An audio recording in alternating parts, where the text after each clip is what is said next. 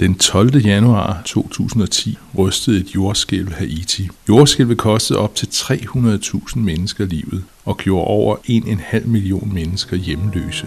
9 måneder efter er der stadig omkring 1,1 million mennesker, som lever i lejre.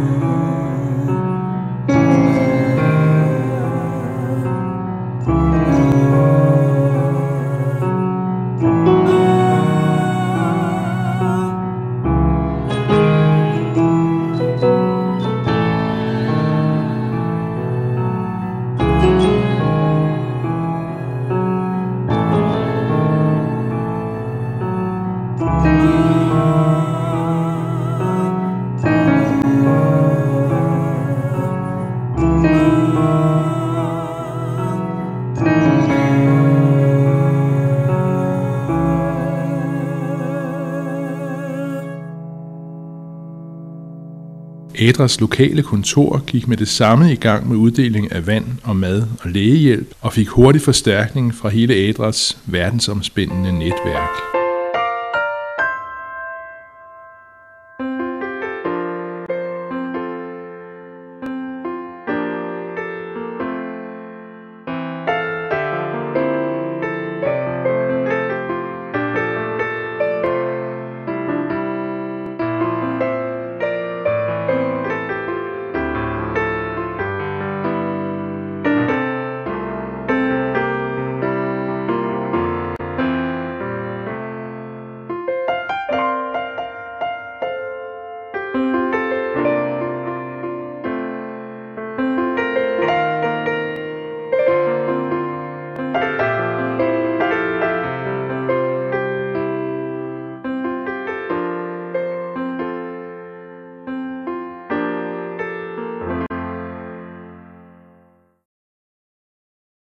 Ædra har indtil nu uddelt over 25 millioner måltider mad og over 5 millioner vandrensningstabletter, samt filtreret over 10 millioner liter vand.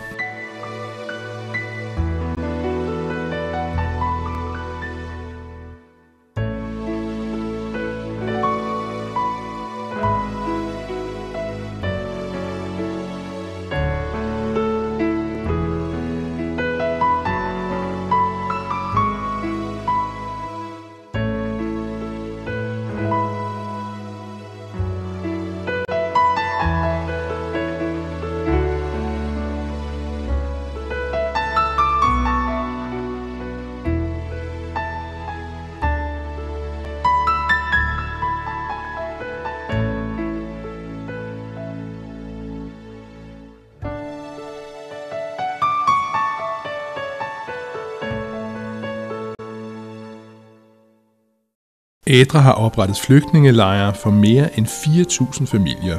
Der er blevet uddelt telte og husholdningspakker med tæpper, præsenninger og køkkenting samt madrasser og hygiejnepakker.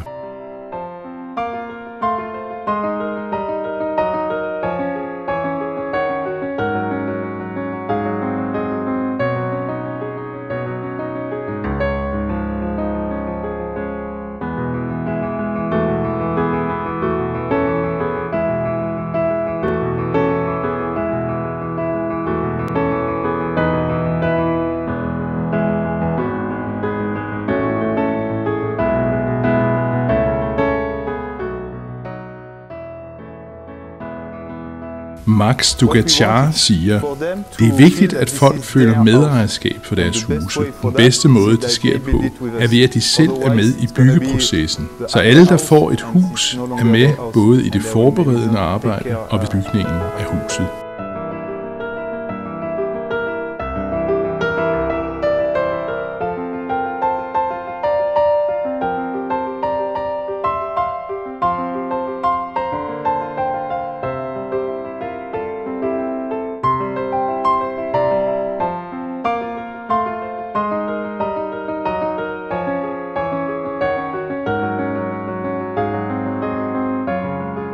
Apollon Marie Carmel siger, efter jordskælvet boede jeg 2 måneder på gaden. 2 af mine kusiner døde under jordskælvet, så vi har taget deres børn også. Nu har vi fået et godt lille hus. Jeg har det bedre. Det er godt. Adra har bygget over 2.000 overgangsperiode hjem og installeret over 400 latriner. Adra har derudover oprettet 2 mobile klinikker, der yder lægehjælp til mere end 7.000 mennesker, samt opstillet 30 klasseværelsestelte til skolebørn.